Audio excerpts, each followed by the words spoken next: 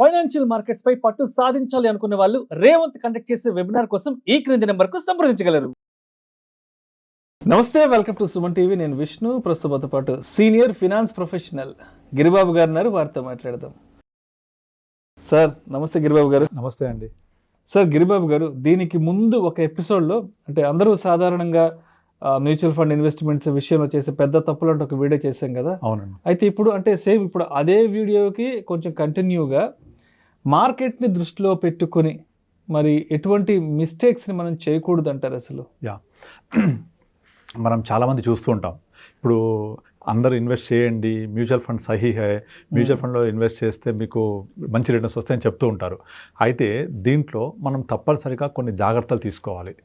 అయితే mutual funds invest చేసే వాళ్ళు ఎప్పుడు పాజిటివ్ కాకుండా దీంట్లో ఉండే నెగటివ్స్ ఏంటి, ఇన్వాల్వ్ అయిన రిస్క్లు ఏంటి అర్థం చేసుకుంటే మ్యూచువల్ ఫండ్స్ మించిన బెస్ట్ ఇన్వెస్ట్మెంట్ ఇంకోటి లేదు. అందులో ఫస్ట్ అండ్ ఫార్మోస్ట్ వచ్చి మార్కెట్ టైమింగ్. చాలామంది ఏం చేస్తారు, మార్కెట్ పడింది ఇప్పుడు ఇన్వెస్ట్ చేసేయండి, లేదా మార్కెట్ పెరిగింది అమ్మేసేయండి అంటే ట్రేడింగ్ లాగా బిహేవ్ చేస్తూ ఉంటారు. ఇది చాలా పెద్ద మిస్టేక్ జనాలు చేసేది. అది ట్రేడింగ్ లో కూడా చాలా పెద్ద మిస్టేక్. చేయకూడదు ఎప్పుడు. మ్యూచువల్ ఫండ్స్ అనేది ఒక ఇన్వెస్ట్మెంట్ ప్రోడక్ట్. స్టాక్ మార్కెట్ అనేది వెల్త్ క్రియేట్ చేసే ఒక అతిపెద్ద ఇన్వెస్ట్మెంట్ ఇన్స్టిట్యూషన్. అది దాంట్లో ఆ ఇన్వెస్ట్మెంట్ ఇన్స్టిట్యూషన్లో మనము ఇన్వెస్ట్ చేసి ఆ వెల్త్ని మనము రీప్ చేసుకోకుండా, అంటే వెల్త్ని తీసుకోకుండా ట్రేడింగ్ బిహేవియర్, స్పెక్యులేషన్ మెంటాలిటీ తోటి టైమింగ్ ద మార్కెట్ ఇలా చేసి అంతా పెరిగింది అమ్మేసాయి, తగ్గుతాయి కొనేసాయి, ఇలాగే స్పెక్యులేట్ చేస్తుంటారు. అదే మెంటాలిటీ మ్యూచువల్ ఫండ్లు చేస్తుంటారండి. చాలా దారుణం అసలు. సో దానికోసము మార్కెట్ టైమింగ్ చేస్తూ ఉంటారు. అసలు మనం చేయాల్సింది మార్కెట్ టైమింగ్ కాదు. అసలు first of all mutual fund is not a product, it's a solution for your goals, needs, requirements. అసలు మ్యూచువల్ ఫండ్స్ ని అసలు డైలీ ట్రాక్ చేయకూడదు. సో ఏం చేస్తారు చాలా మంది, ఇప్పుడు మార్కెట్ పడింది కదా పెడదాం ఇప్పుడు అంటూ ఉంటారు. మీరు మార్కెట్ పడిందని పెట్టకండి, డబ్బులు ఉంటే పెట్టండి. ఆ డబ్బులు ఉన్నప్పుడు మార్కెట్ హై ఉందా లో ఉందా అని కాకుండా మీ నీడ్ ఏంటి, గోల్ ఏంటి, ఎంతకాలం ఇన్వెస్ట్ చేయాలనుకుంటున్నారు, ఇప్పుడు అండర్ వాల్యూ ఉన్న కేటగిరీస్ ఏంటి, ఇవన్నీ మీ దగ్గర డబ్బులు ఉన్నప్పుడు ఏంటి అలా అని చేసి మీరు ఏ కేటగిరీ, ఇప్పుడు ఫర్ ఎగ్జాంపుల్ ఇప్పుడు ఫార్మా, బ్యాంకింగ్, ఇన్ఫ్రా ఇవన్నీ చాలా అండర్ వాల్యూలో ఉన్నాయి. ఐటీ పర్టికులర్లీ ఫార్మా 2 years నుంచి అసలు పర్ఫామ్ చేయట్లేదు, ప్రైవేట్ బ్యాంక్స్ పర్ఫామ్ చేయట్లేదు అసలు. ఇలాంటివన్నీ even though Sensex life time high touch అయిన తర్వాత కూడా ఇవన్నీ అండర్ వాల్యూ ఉన్నాయి. ఇలాంటి అండర్ వాల్యూ ఉన్న కేటగిరీస్ తీసుకొని దీంట్లో ఇన్వెస్ట్ చేసుకొని మనము మన గోల్స్ కోసం, నీడ్స్ కోసం మనము ముందుకు ట్రావెల్ చేయాలి. అంతేగాని మార్కెట్ పడింది కదా అని ఇన్వెస్ట్ చేస్తా, పెరిగింది కదా అమ్మేస్తా అని మార్కెట్ని టైమింగ్ చేయకూడదు. ఇప్పుడు ఎస్ఐపి చేసేవాళ్ళు కూడా మార్కెట్ పడింది కదా ఈ మంత్ స్టార్ట్ చేద్దామా అంటారు. అసలు ఎస్ఐపికి టైమింగ్ ఏంటండి? ఈ మంత్ పెడతాము, నెక్స్ట్ మంత్ పెడతాము, ఆ తర్వాత పెడతాము. మార్కెట్ ఎలా వెళ్ళినా ఎస్ఐపి అనేది రూపీ కాస్ట్ యావరేజింగ్కి బిగ్గెస్ట్ ఎగ్జాంపుల్ అది. సో మార్కెట్ లెవెల్ సంబంధం లేకుండా వెళ్తుంటుంది. అండ్ ఇంకొక విషయం ఏంటంటే, మీరు ఇన్వెస్ట్ చేసేది ఒక 10 ఏళ్ళు 15 ఏళ్లకు, అంటే 15 సంవత్సరాల తర్వాత డెఫినెట్లీ సెన్సెక్స్ ఒక 2.5 లక్షల పైన వెళ్తుంది. సో మీరు 2.5 లక్షల సెన్సెక్స్కి రీచ్ అవుతున్నప్పుడు మీ ఇన్వెస్ట్మెంట్ 80,000లో జరిగిందా, 79,000లో జరిగిందా, 78,000 జరిగిందా, డజంట్ మేక్ ఎనీ డిఫరెన్స్. మీరు 76,000 సెన్సెక్స్లో పెట్టినప్పుడు, 75 సెన్సెక్స్ పెట్టినా సరే, 2 లక్షల సెన్సెక్స్ వెళ్ళినప్పుడు ఈ ప్రయాణంలో ఈ ఎంట్రీ పాయింట్ అనేది నెగ్లిజిబుల్ మీకు వాల్యుయేషన్ తీసుకుంటుంది. అర్థమవుతుందా? 75,000లో స్టార్ట్ అయిన సెన్సెక్స్లో స్టార్ట్ అయినా, 76,000 సెన్సెక్స్ స్టార్ట్ అయినా, 75,000 స్టార్ట్ అయినా, ఈ 1,100 పాయింట్లు అనేది లేదా 2,000 పాయింట్లు అనేది లాంగ్ జర్నీలో అంతగా ఇంపాక్ట్ ఉండదు. మీరు చేయాల్సినంత కూడా స్టే ఇన్వెస్టెడ్, కీప్ ఇన్వెస్టెడ్, అది మీద దృష్టి పెట్టాలి తప్ప టైమింగ్ ద మార్కెట్ ఎప్పుడు చేయకూడదు. That's the biggest mistake.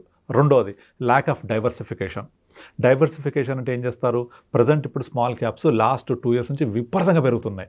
Okay, last 3 years నుంచి పిఎస్యు ఫండ్స్ అన్ని పెరుగుతున్నాయి, పిఎస్యు స్టాక్స్ పెరుగుతున్నాయి, డిఫెన్స్ స్టాక్స్ విపరీతంగా పెరుగుతున్నాయి, సో రైల్వే స్టాక్స్ పెరుగుతున్నాయి. సో ఇవన్నీ పెరిగాయి కదా 3 years నుంచి, ఇప్పుడు ఇన్వెస్ట్ చేస్తూ ఉంటారు. ఇది ఎన్నిసార్లు చెప్పినా వినరు జనాలు. ఇప్పుడు ఫర్ ఎగ్జాంపుల్ 2008లో 9లో 10లో మీకు ఇన్ఫ్రా అనే పేరుంటే చాలు ఫండ్ అమ్ముడుపోయేది, రియల్ ఎస్టేట్ పేరుంటే చాలు స్టాక్ పైకి వెళ్ళిపోయేది. అవన్నీ ఆ రోజు 2008, 9, 10లో పెట్టిన వాళ్ళు ఈ రోజు కూడా మళ్ళీ ఆ స్టాక్ ప్రైస్ రాలేదు. అంటే పీక్ ఆఫ్ ద సైకిల్లో వస్తాయి ఇవన్నీ కూడా.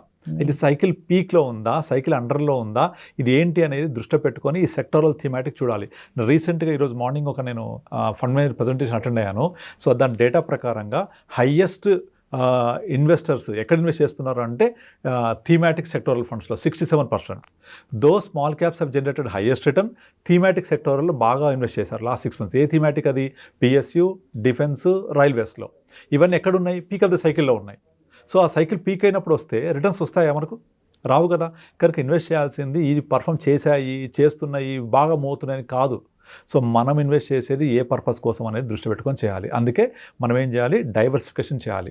ఈ డైవర్సిఫికేషన్ చేసేటప్పుడు there is a data, clear data saying that మీ డబ్బులన్నీ తీసుకెళ్ళి ఫుల్ ఈక్విటీలో పెట్టినా, 70 ఈక్విటీ 30 డెట్లో పెట్టినా, మీరు ఫుల్ స్మాల్ క్యాప్లో పెట్టినా, లేదా ఫుల్ లార్జ్ క్యాప్లో పెట్టినా, లాంగ్ టర్మ్లో వచ్చే డిఫరెన్స్ హార్డ్లీ 1%, 2% కూడా ఉండదు. సో మీరు asset allocation, diversification is very very important to understand the volatility, to adjust the volatility. ఏమవుతుంది? రిటర్న్స్ ఎక్కువ రావాలి అని చెప్పేసి స్మాల్ క్యాప్లో పెడితే ఒక్కసారి స్మాల్ క్యాప్స్ పడడం జరిగితే 2-3 ఏళ్ళు పడుతుంది మళ్ళీ రికవరీ అవ్వాలంటే. మీరు ఉంటారా ఈ లోపల? మార్కెట్ అరే 2 ఏళ్ళ నుంచి పడుతుంది, పెడుతున్నాను నేను, ఏమైపోద్దని తీసేస్తారు. సో ఎమోషన్స్ మిమ్మల్ని హోల్డ్ చేయలేవు. సో లాస్ అయ్యారా? సో అదే మీరు అలా కాకుండా small cap, mid cap, large cap, diversification, asset allocation, multi అన్నీ పర్ఫెక్ట్ పెట్టుకుంటే ఇవి వోల్టాలిటీ తట్టుకుంటాయి. ఇక్కడ నేను చెప్పొచ్చేది ఏంటంటే లాంగ్ రన్లో 10 years తర్వాత ఇలా మీరు ఓన్లీ స్మాల్ క్యాప్లో పెట్టుకున్న ఈ అసెట్ అలొకేషన్ చేసినా వచ్చే డిఫరెన్స్ హార్డ్లీ 1-2% కూడా ఉండదు. ఈ 1-2% రిటర్న్స్ కోసము మొత్తం తీసుకెళ్ళి రిస్కీ అసెట్ అలొకేషన్ చేసుకుంటే మీ ఎమోషన్స్ కంట్రోల్ చేయలేకపోతే మీరు విత్డ్రా చేసుకునే అవకాశాలు ఉంటాయి, మీరు మార్కెట్ నుంచి బయటకు వచ్చే అవకాశాలు ఉంటాయి. అలా కాకుండా బ్యాలెన్స్ అప్రోచ్తో వెళ్తే కూడా మీ రిటర్న్స్ తగ్గవు. Data is proven already. So అందుకనే diversification is always king. Diversification పర్ఫెక్ట్గా చేసుకోవాలి. ఆ డైవర్సిఫికేషన్ చేస్తేనే బెటర్గా ఉంటాయి. నెక్స్ట్ ఇంకో third mistake, emotional investment. So మా బావ ఇన్వెస్ట్ చేశాడు, డబ్బులు వచ్చాయి. మా బ్రదర్ ఇన్వెస్ట్ చేశాడు, డబ్బులు వచ్చాయి. మా ఫ్రెండ్ ఇన్వెస్ట్ చేశాడు. ఎప్పుడు చేశాడు? 3 years బ్యాక్ చేశాడు. వాళ్ళని చూసి మనం ఇన్వెస్ట్ చేస్తాం. ఎక్కడ ఇన్వెస్ట్ చేశాడు బావ? స్మాల్ క్యాప్లో పెట్టాడు. ఈయన ఎక్కడ ఇన్వెస్ట్ చేశాడు? మా ఫ్రెండు డిఫెన్స్ స్టాక్స్లో పెట్టాడు. పెరిగే కదా, నేను పెడతాను అందులో. ఇప్పుడు పక్కోళ్ళని చూసి ఎమోషనల్ ఇన్వెస్ట్మెంట్, అరే వాళ్ళు ఇన్వెస్ట్ చేశారు బాగా వచ్చాయి. రియల్ ఎస్టేట్ జరిగేది అదే కదా. సో మావాడు ఇన్వెస్ట్ చేశాడు, ల్యాండ్లో బాగా పెరిగిందని 5 years చేసినాయని చూసి వాళ్ళు ఇన్వెస్ట్ చేస్తూ ఉంటాం. మీరు కూడా బ్యాక్ వెళ్ళి 5 years బ్యాక్ చేసి ఉండాలి, నాట్ టుడే. కనుక ఎమోషనల్ ఇన్వెస్ట్మెంట్ చేయొద్దు. ఇంకోటి, మనం ట్యాక్స్ ఇంప్లికేషన్స్ కూడా చూడాలి.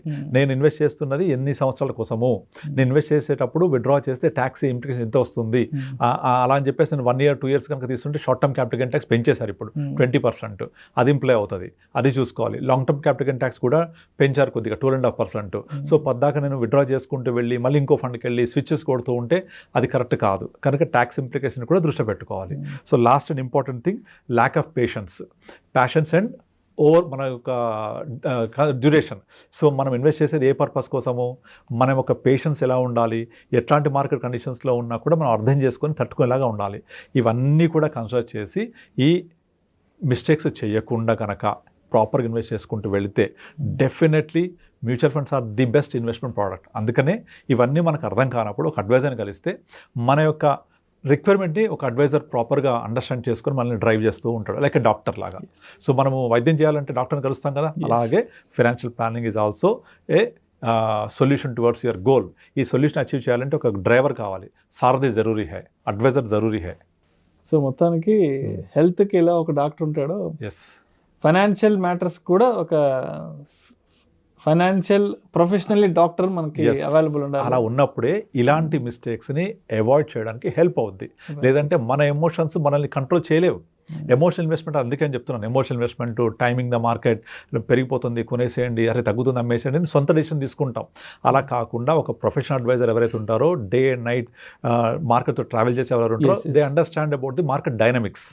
వాళ్ళ త్రూ వెళ్తే definitely you can make more than 2 to 3% extra return what you are actually doing. So దానివల్ల మీరు డైరెక్ట్లో కంటే కూడా రెగ్యులర్లీ వెళ్ళినా కూడా మీకు ఆ 2-3% ఎక్స్ట్రా రిటర్న్స్ ఏదైతే వస్తాయో that makes all the difference for you. Right.